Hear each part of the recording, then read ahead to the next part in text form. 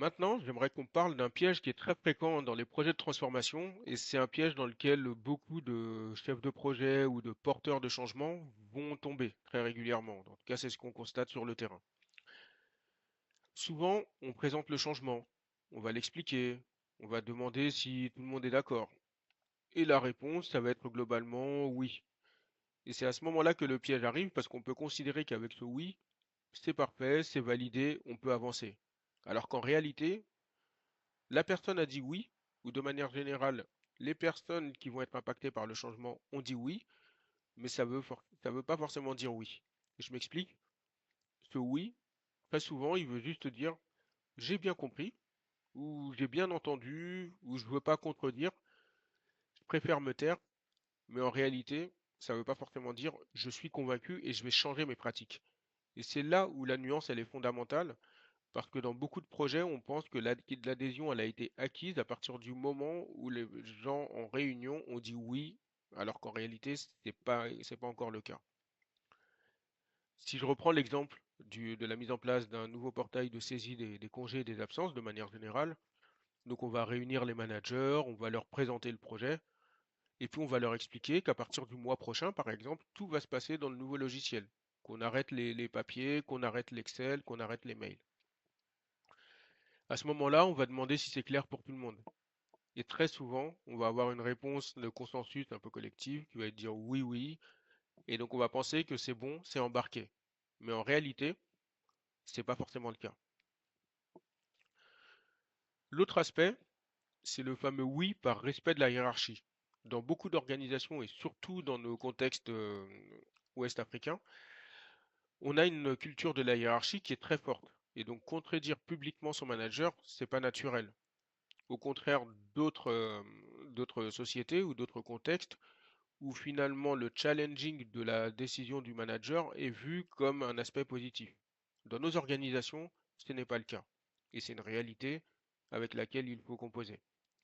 Donc du coup, si on vient à dire non, ça peut être perçu comme un manque de respect ou comme une opposition ou un risque.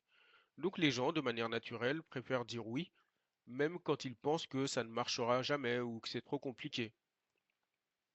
C'est pas de la mauvaise volonté, c'est simplement que culturellement, c'est le oui qui est plus pratique à prononcer, en tout cas en public. Le dernier aspect, donc des réalités terrain, ça va être également là le poids du collectif. Donc le poids du collectif, très souvent, c'est quelque chose qui est social. Si vous voulez, de manière générale, on n'aime pas être le seul à changer. On regarde toujours ce que les autres font. Et dans le cas de l'exemple de la mise en place d'un logiciel de saisie des congés et de la validation de ces congés, si personne n'utilise l'outil, personne ne va être le premier à le faire. Ou en tout cas, on a très peu de personnes qui seraient prêtes à se dévouer pour être le premier à le faire. Donc c'est un réflexe de groupe qui est très très fort.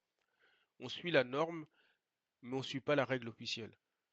Donc concrètement, hein, si on reprend notre exemple de logiciel de saisie des congés, on va prendre une dizaine de managers. Imaginons que sur cette dizaine de managers, il y en a peut-être 8 qui vont contourner et qui vont pas l'utiliser correctement. Et par contre, il y a deux managers qui essayent de l'utiliser vraiment correctement du début à la fin. Est-ce que, à votre avis, les deux qui l'utilisent correctement vont continuer à l'utiliser comme il se faut? A priori, il y a de fortes chances pour qu'ils abandonnent. Parce que personne ne veut être le seul à faire différemment, et c'est donc le collectif qui va tirer vers l'ancienne pratique, même si tout le monde sait que le nouveau système est meilleur.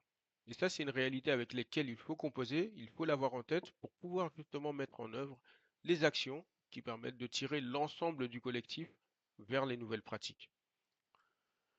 Donc concrètement, et en résumé, il ne faut jamais penser qu'un oui qui a été prononcé dans le cadre de réunions ou même dans le cadre de réunions en face-to-face signifie que la personne va adhérer.